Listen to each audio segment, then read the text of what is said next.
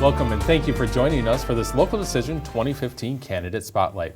Tonight I'm glad to be sitting down with Jeff Reinert, Mayor of Lino Lakes, and you're running again for re-election. Jeff, thanks for coming in tonight. Oh, no problem. Well, let's just start with the simple question of why did you decide to run for re-election?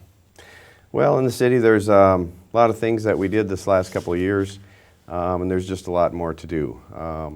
Specifically, a couple of things I'm involved with right now is Lino Lakes Vets War Memorial, and also we're establishing Lino Lakes as a Yellow Ribbon Network city. Actually, we had our kickoff last Tuesday night, and we basically Yellow Ribbon Network city, it's about helping military families when one of the spouses is deployed, and just basically to help out the family for whatever need they have while they're gone. And we've been working on getting all of the different organizations involved in town, you know, like the Lions Club, the Rotary Club, the the school district is involved, and the city's involved, and the YMCA, I mean, just basically everybody.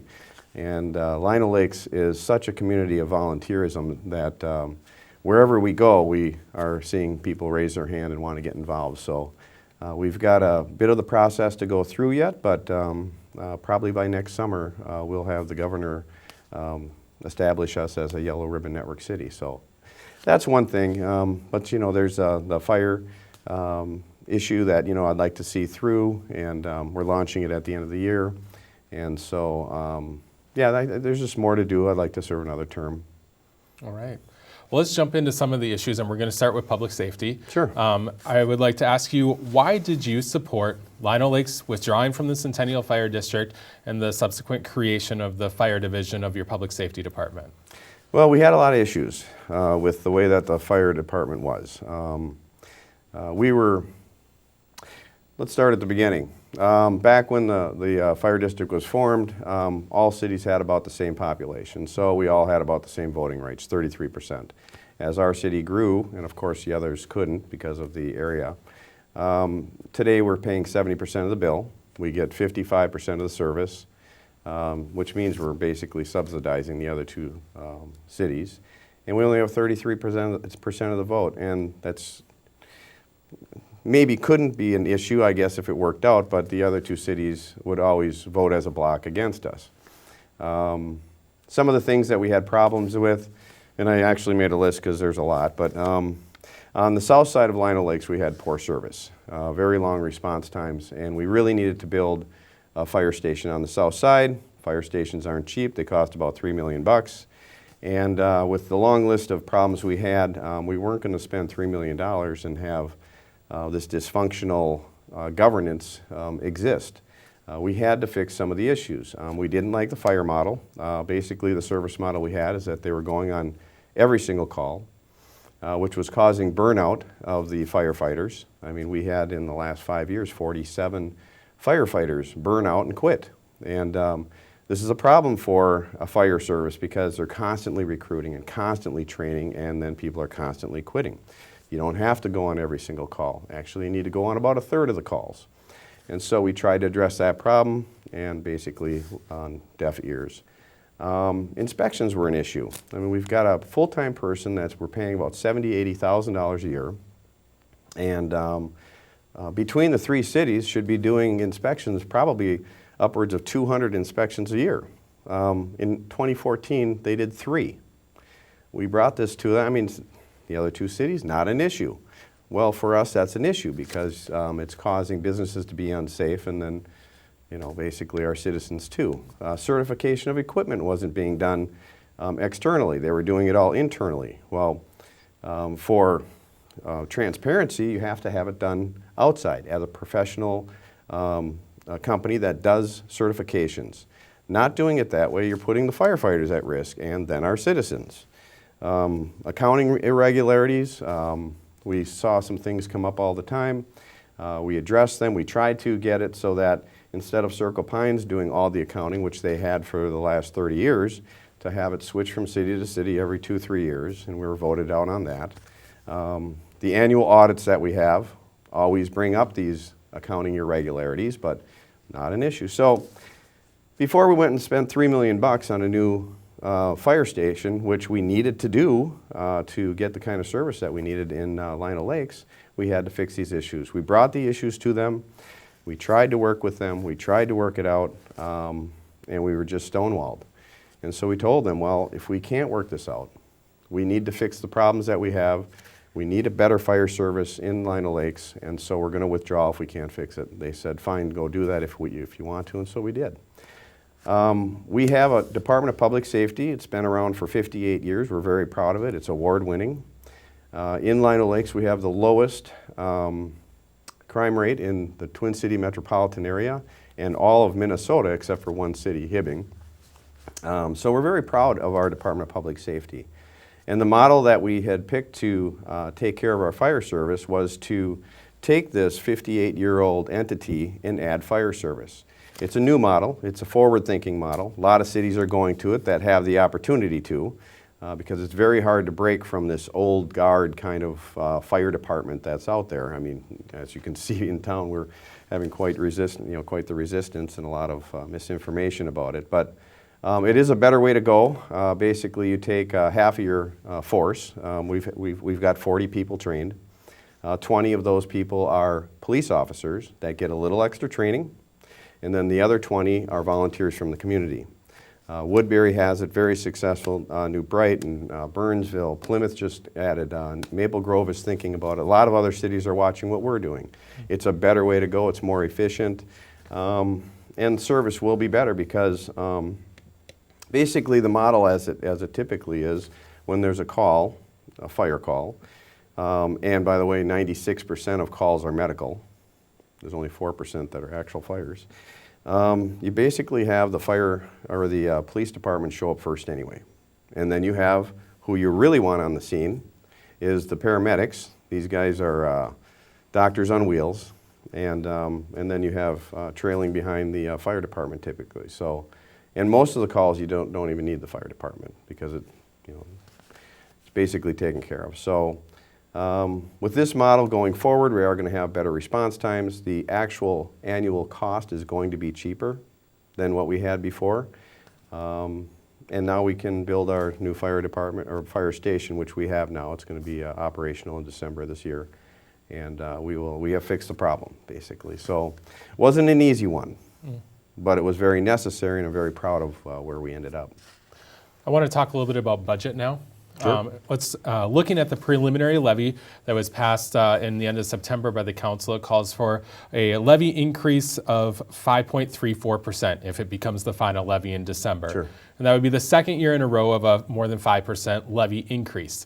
Can you tell us why you supported this levy increase, why you thought it was the right time to be able to increase the levy by that amount? Yeah, so basically the levy rate is actually what we've approved so far. And the levy rate for 2016 is actually lower by almost 1 full percent from 2015. And so that's what you look at first, I guess, because for someone that's got a $250,000 house, let's say if the valuation stays the same from 15 to 16, which it probably will, because I think the increase is only about 1/3% increase in valuation. So basically you have, in 2016, they're going to be paying less than that they were in 2015, an actual homeowner in Lino Lakes, because we did drop the percentage rate that the valuation of that home is going to be based on for taxation. So we did drop that. Other things, though, affect how much you end up spending, and then you actually have more dollars to spend, sometimes, based on more homes coming into the community, more businesses, and then there's some things that you need to spend money on, like what we had was a voter-approved levy of road construction that was approved by the citizens. So, if they want to spend money, then we have to spend money. But a lot of times from year to year you have more money to spend just because of the growth of the community. But the tax rate is something to look at, I guess, as residents as far as how much we're taxing them individually. And the rate from 2015 to 16 actually dropped by almost 1 full percent. So we're not done with the budget yet. What we reported at the end of December to the county, which we had to, was the levy rate. What that says is that the rate cannot go higher than that, which is probably good for people to hear. but it can go lower. And what our practice has been typically is to drill down for the next 3 months and continue to find more ways to, make it lower. So I anticipate it being probably by the end maybe 3 or 4% increase. Another thing on the budget is that this year in the budget you're using just over $300,000 from the reserve funds, and then there is about $1 million from the closed bond fund that helped bring down from what the original staff estimate of an 18% levy increase to where you got to at this point. Talk about the decision to use some of those funds, and does that worry you at all about future budgets by using those one-time monies?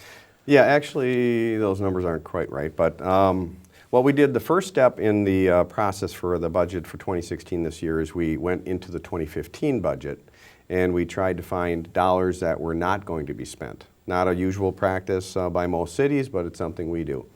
And so and that took maybe 3-4 hours of going through that with staff, and we found about, I think it was a little over $400,000. Maybe that's the 300-something number. The 323 from the reserve funds, 323,000. Yeah, I'm not sure where you're getting that one, but we did find about 400,000, or just shy of 400, maybe it was, of dollars that weren't going to be spent in 2015 that we can carry forward to 2016. As far as the closed bond fund, how this works, and those aren't actually reserves, those are surpluses. Well, let me define that. You have a bond, and you bond for a building or a road or a truck or something in the city. And so you bond for it, and it's kind of like, taking a loan out and paying it over time. When you take the bond out, they always take a little extra, about 5% more or so, just as kind of a little, I guess, safety net or something. So at the end of paying it off, you always have money left over. So now we've taxed people for that bond and paying that bond back, and then, so it's basically a reserve up to the time when the object, whatever it is paid off, and then at that point, though, it becomes a surplus because it's undesignated at that time. It's the people's money, and the way we look at it is it's dollars that should be given back to the people, and how you give it back to the people is to find something to spend it on rather than tax them for it. What we're doing with the closed bond fund this year, basically we have this new fire department a fire station we have to pay for. We had a bond on City Hall for 20 years. We have 2 more years left on that payment. It's about $540,000 a year or something like that. The fire station is about $300,000 a year. So what we're going to be doing is we're going to be taking some of those surpluses from the closed bond fund to make the first 2 payments of the fire station so that the people don't feel that payment. And then at the end of that first 2 years, we're going to switch $300,000 of what's already dedicated for City Hall and then let that pay for the fire station. And by doing it that way, we don't have the spikes in budget, because I always look at spikes in budgets as an opportunity for maybe staff to keep it up there. So if we can keep a nice even budget and not have these spikes and dips in the budget, it's a better way to go. And so at the end of the 2 years, we will then have City Hall paid for, and then we will start to pay off the new fire station with those dollars, and then actually, because of the amount, end up with about $250,000 extra to then maybe return to the people after that. So, last question that I have for you before we wrap it up is just... Already? I know, time goes fast. When you think about being the mayor, what is your most important responsibility?